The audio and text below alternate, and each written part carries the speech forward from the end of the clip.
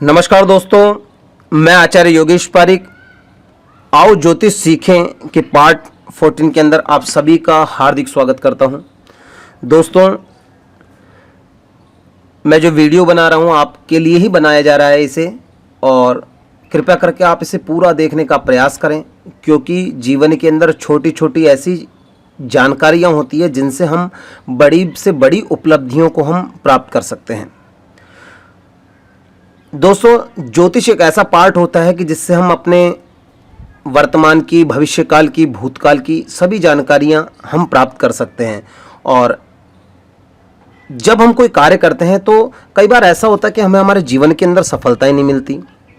तो ऐसा क्या होता है हमारे जीवन के अंदर कि कई लोग ऐसे होते हैं जो कार्य करते हैं और उन्हें शीघ्रता से लाभ हो जाता है, और कई लोग ऐसे होते हैं जो जीवन पर्यंत तक बहुत परिश्रम करते रहते हैं परंतु उन्हें बिल्कुल भी लाभ नहीं मिल पाता। तो ऐसा क्या कारण रहता है? शायद इसीलिए हमारे जो ज्योतिष शास्त्र है इनके अंदर विशेष मुहूर्त बताए गए हैं। और मुहूर्त के साथ साथ में मैंने आपको पहले बताया कि पंचांग के 5 अंग होते हैं: तिथि, वार, नक्षत्र, योग और करण। तो हमारा जो पार्ट चल रहा है अभी, यह चल रहा है नक्षत्र का जो पार्ट है। नक्षत्र के अंदर मैं वो सारी चीज़ें आपको बताना चाहता हूँ जो कि हमारे ज्योतिष के अंदर बहुत बड़ी जिसकी भूमिका रहती है, और जिसके माध्यम से हम बहुत सी चीज़ें सीख सकते हैं, बहुत सी चीज़ों का लाभ हो सकता है। आज का जो हमारा टॉपिक है यह है पंचक नक्षत्र। ज्योतिष में पंचक को शुभ नक्षत्र नहीं माना जाता, और इसे अशुभ और हानिकारक नक्षत्रों का योग माना जाता है। तो नक्षत्रों के मेल से बनने वाले विशेष योग को पंचक कहा जाता है। यदि हम दूसरी भाषा में समझाएं तो जब चंद्रमा कुंभ और मीन राशि पर रहता है तो उस समय का जो काल होता है वह पंचक काल कहलाता है। इसी तरह जैसे मैंने लिखा हुआ है कि धनिष्ठा, शतभिषा, पूर्वा भाद्रपद, उत्तरा भाद्रपद और रेवती। इस प्रकार से यदि जब 5 नक्षत्र कंटिन्यू आते हैं और इन 5 नक्षत्रों को हम पंचक नक्षत्र कहते हैं।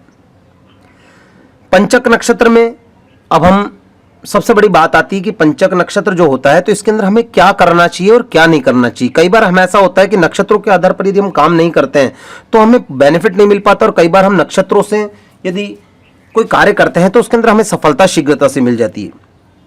और वास्तविकता यदि देखी जाए तो मैंने प्रत्यक्ष ऐसी चीज़ों का वास्तविकता में अनुभव किया है कि पंचकों के अंदर कई बार ऐसा होता है कि जो चीज़ हमें करने की नहीं है उसे हम करते हैं तो वो क्या होता है कि बिल्कुल नेगेटिव फल देता है हमें। तो आज हम आपको बताएंगे कि पंचक नक्षत्र में हम क्या करना चाहिए और क्या नहीं करना चाहिए और क्या करना चाहिए। देखिए, पंचक नक्षत्र अपने आप में जो नक्षत्र हैं यह बहुत क्रूर नक्षत्र होते हैं। तो इन नक्षत्रों के अंदर सबसे पहले हम बताएंगे आपको क्या नहीं करना चाहिए। भवन का निर्माण, यदि आप मकान की बनाने की प्लानिंग कर रहे हैं तो आपको मकान इस समय के अंदर नहीं बनवाना चाहिए।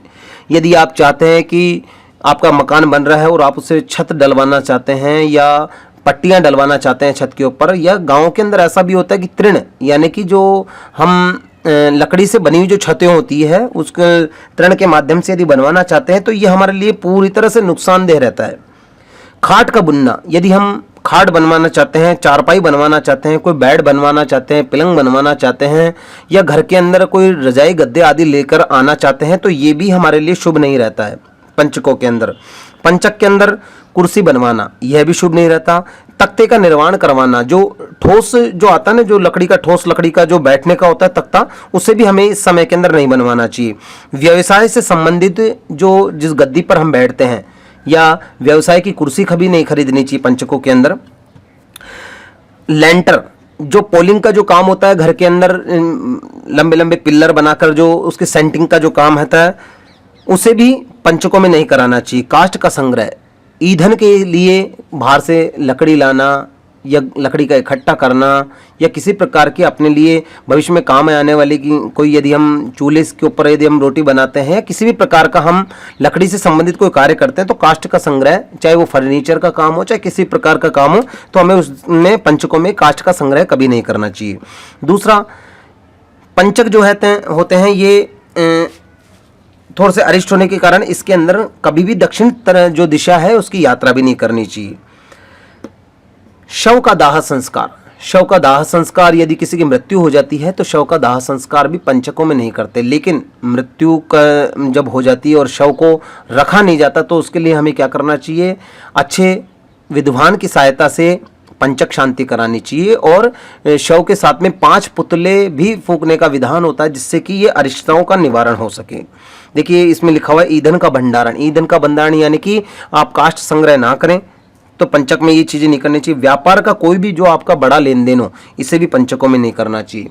औजार का कार्य नहीं करना चाहिए, कोई मशीनरी का नई शुरुआत नहीं करनी चाहिए, कोई औजारों को नहीं खरीदना चाहिए। जो ये मैंने सारी चीज़ें आपको जो बताई है, ये पंचक में कभी भी भूल कर भी ना करें दोस्तों।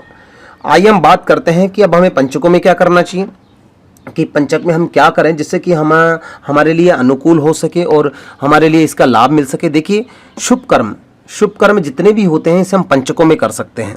दूसरा, विवाह का कार्य हम पंचकों में कर सकते हैं, क्योंकि विवाह का कार्य यदि हम पंचकों में करते हैं तो ये बहुत शुभ रहता है। मुंडन का कार्य, यज्ञोपवीत धारण का कार्य, गृहारंभ। अब यहाँ पर आप पूछेंगे गृहारंभ कि आपने पहले तो लिखा था कि भवन निर्माण नहीं करा, लेकिन आपने यहाँ पर गृहारंभ करें। यहाँ पर गृहारंभ से मतलब है यहाँ पर नींव का मुहूर्त। यदि आप मकान की नींव लगाना चाहते हैं, उसका जो बिल्कुल जो सबसे जो पहला जो काम होता है नींव का डालना, तो वो आप यदि नींव का काम करना चाहें तो आप पंचकों में, क्योंकि ये अरिष्टता के साथ में ये स्थिर ग्रह भी है, स्थिर नक्षत्र भी है, इसलिए यदि आप चाहें तो इसके अंदर नींव का कार्य भी आप कर सकते हैं, ये आपके लिए शुभ रहेगा। और गृह प्रवेश का कार्य, गृह प्रवेश करना पंचकों में शुभ रहता है। वाणिज्य कर्म करना, यानी कोई बैंकिंग से संबंधित कोई कार्य है, बैंक का काम करना हुआ। वाणिज्य हम दूसरा कह सकते हैं व्यापार प्रारंभ करना। मशीनरी की शुरुआत अलग चीज होती है, व्यापार करना एक अलग चीज होती है। यानी वाणिज्य कर्म यदि आप करते हैं तो ये आपके लिए इसमें शुभ रहेगा। वाहन का लेन देन, यदि वाहन के अंदर किसी के आप कागजों को ट्रांसफर कराना चाहते हैं, एक दूसरे के नाम कराना चाहते हैं, वाहन का लेन देन करना चाहते हैं आप, तो यह समय आपके लिए बहुत अच्छा रहेगा पंचक के अंदर। मूर्ति की प्राण प्रतिष्ठा, क्योंकि मैंने आपको पहले भी कहा कि यह स्थिर नक्षत्र होने के कारण इस समय हम मूर्ति की प्राण प्रतिष्ठा भी हम कर सकते हैं। गहने खरीदना, आभूषण खरीदना, ज्वेलरी खरीदना या किसी प्रकार का कोई महंगा रत्न लेना, ये भी हमारे लिए इस समय के अंदर बहुत उपयोगी हो सकता है। और एक है कि विवाद का निपटारा करना, कि यदि बहुत लंबे समय से हमारे पर कोई प्रकार के विवाद चल रहा है, कोई प्रकार का परेशानी चल रही है, तो उस विवाद का निपटारा भी हम करा सकते हैं इन नक्षत्र के अंदर। तो आज हमने बताया आपको कि पंचक नक्षत्र क्या होते हैं, पंचक नक्षत्र कौन कौन से होते हैं, इसमें हमें क्या करना चाहिए, क्या नहीं करना चाहिए और क्या करना चाहिए, इन सब की हमने जानकारी दी आपको। यदि आपसे कोई पूछता है कि पंचक नक्षत्र कब है, तो उसे आप ज्योतिष के माध्यम से आप बता सकते हैं कि धनिष्ठा से लेकर यदि रेवती नक्षत्र तक कोई भी नक्षत्र आता है उसके अंदर, तो आप उसे बता सकते हैं कि पंचक नक्षत्र में यदि आपसे पूछते हैं कि हमें क्या नहीं करना चाहिए और क्या करना चाहिए, तो यह हमने आपको बताया दोस्तों। ज्योतिष की नॉलेज एक ऐसी नॉलेज होती है जिसे आप जितना बांटेंगे उतनी ही बढ़ेगी। तो यदि आपसे कोई हेल्प लेता है कि हमें ज्योतिष आप बताएं, तो प्लीज़ मैं ये कहता हूं कि आप जो पढ़ रहे हैं उसे आप दूसरों को भी समझाने का प्रयास करिए, क्योंकि यदि आप उसे समझाएंगे तो उसमें आपका भी अभ्यास होगा और सामने वाला भी ज्योतिष को समझ पाएगा। तो दोस्तों आपका बहुत बहुत धन्यवाद कहना चाहूँगा कि आप हमारे वीडियो से जुड़े हुए हैं और हमारी वीडियो को बहुत पसंद करते हैं। आप सभी का तहे दिल से बहुत बहुत धन्यवाद। जय हिंद, जय भारत।